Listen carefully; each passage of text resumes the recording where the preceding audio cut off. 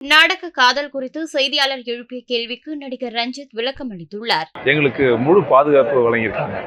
ஆக்சுவலா கவுண்டபாளையம் படத்துல நாடக காதல் பற்றி கதை ஆமாங்க.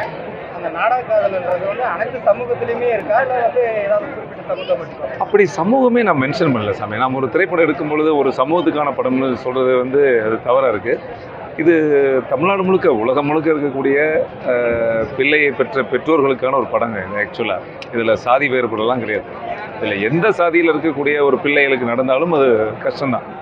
ஸோ அதை மையமாக வச்சு தான் நான் வந்து ஒரு பெற்றவங்களுக்கான படம், ஒரு நாடக காதலை மையமாக வச்சு பண்ணியிருக்கேன்னு சொல்கிறேனே தவிர, இந்த படம் வந்து ஒரு நல்ல காதலுக்கு எதிரியான படமே இல்லை, காதலுக்கு எதிரியான படம் இல்லை.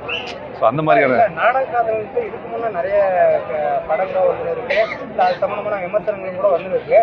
அந்த நாடக காதல் என்னவே என்ன அது அது அது மட்டும் அது பண்ணுறவனுக்கு தான் தெரியும் சாமி. ஏன்னா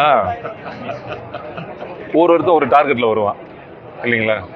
சைக்கிள் கிடைச்சா போதுன்னு வர இருப்பான், சில பேர் கார் கிடைச்சா வரணும்னு இருப்பான், சில பேர் சொத்து பத்து கிடைச்சா போதுன்னு இருப்பாங்க, சில பேர் நல்ல மனசு இருந்தால் பரவாயில்லன்னு நினைப்பாங்க, சில பேர் பொருளாதாரமே முக்கியம் இல்லை, ஒரு ஏழையாக இருந்தால் கூட பரவாயில்லன்னு நினைப்பாங்க.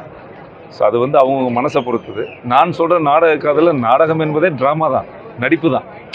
அதாவது நல்ல வசதியாக இருக்கிறவங்கள டார்கெட் பண்ணி அவங்கள காதல் வலையில் விழ வச்சு அதுக்கு ஒரு செய்யக்கூடிய ஒரு தருதலையான நிகழ்ச்சி தான் இந்த நாடக காதல்னு நான் சொல்லுவேன். இப்போ தமிழக அரசுக்கு கர்நாடகத்திலிருந்து தண்ணீர் திறந்து விடுற மாதிரி இந்த கதை.